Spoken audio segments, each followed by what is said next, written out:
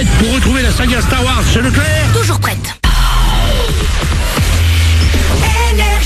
Manu dans le 6-9, 6h, 9h30, tous les matins sur Énergie. On est un petit peu en retard, mais c'est pas grave, on a fait de mal à personne, on n'a pas fait de croche-patte à une vieille dame dans la rue. Bah non, ça arrive. Bon bah voilà, ça arrive. De quoi, de faire un croche-patte? Non, d'être en retard. Ah, pardon.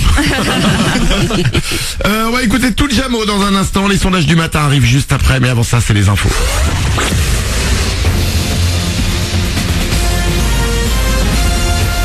Toute l'actu sur Monaco-Menton avec Frédéric Plat. Bonjour, on va commencer à avoir chaud cet après-midi à Monaco et sur la Côte d'Azur avec jusqu'à 25 degrés d'annoncé. Déjà ce matin il fait doux, le thermomètre affiche 16 à 18 degrés sur le littoral.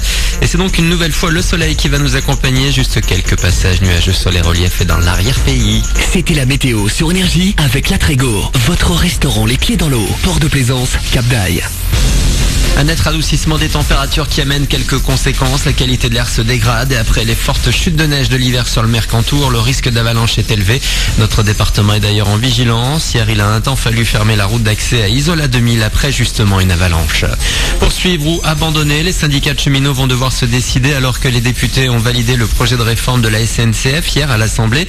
Et malgré tout, le mouvement reprend aujourd'hui pour 2 jours consécutifs. N'espérez pas plus de 2 allers-retours TGV entre Nice et Paris, 37 trains sur l'axe Les Arcs Nice-Vintimille, mais toujours aucune circulation directe entre Nice et Marseille en TER.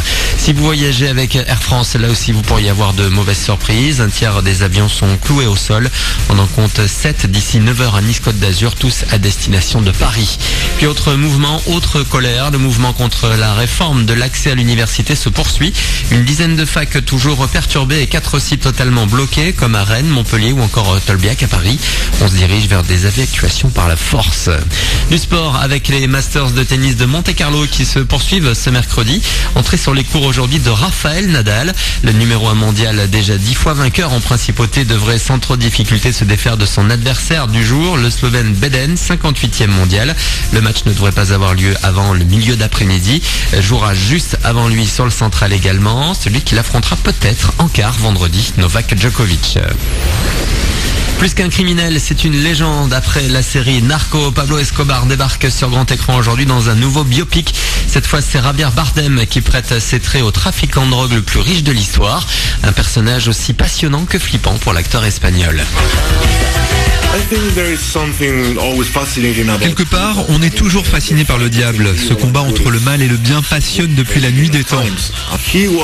Pablo Escobar a été comme un précurseur, le premier trafiquant de drogue international. C'est lui qui a créé ce système. Il avait tellement de pouvoir en Amérique du Sud et il effrayait vraiment les États-Unis. Il représentait une menace. Il possédait à lui seul plus d'argent que tout l'État colombien.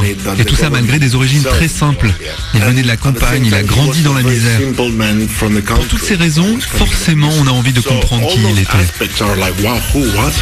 Une interview de Bertrand L'Aiguillon. Voilà pour votre actu. Bon réveil à vous avec Manu.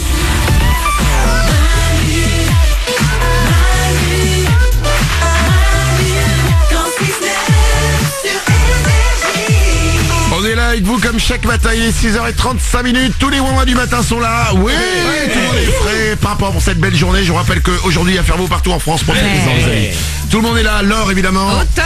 Il y a Nicoli Web. Chaleur. Il y a Paulette au standard. Il y a Glandu aussi. Chaud devant. Vous venez avec nous, n'hésitez pas. 0870 42 48, c'est notre numéro de téléphone. Il est gratuit que vous nous appeliez d'un fixe ou d'un mobile. On va vous prendre le téléphone dans un petit quart d'heure. On va écouter tout le Jamo. C'est Riverside, ça arrive pour vous. Avant ça, quelques infos. Oui. Yes. Aujourd'hui, c'est le 18 avril et c'est... Alors, on a 2 journées mondiales. De quoi? La première, journée mondiale des monuments. Voilà. Ouais. Lançons un sujet rigolo. Quel est votre monument favori? Ok, fin du sujet.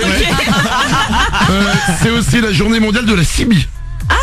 Non. Il y a encore en France des gens qui font de la CB. Mais moi, c'est toute mon enfance de voir mon père faire de la CB.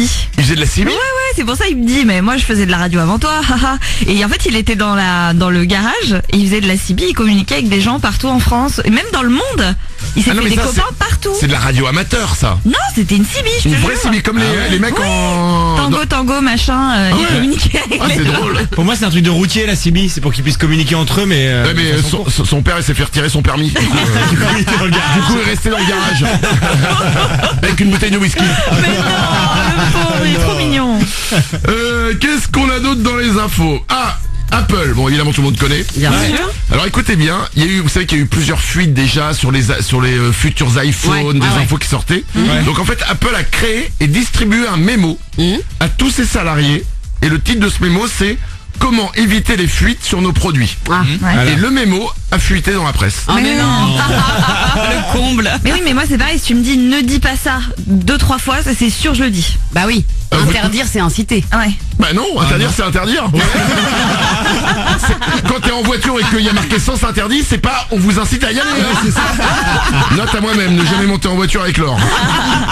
6h37 dans 3 minutes, c'est les sondages du matin comme chaque jour pour vous. Écoutez bien, pour une personne sur 4, c'est la pire chose qu'un invité puisse faire à sa soirée.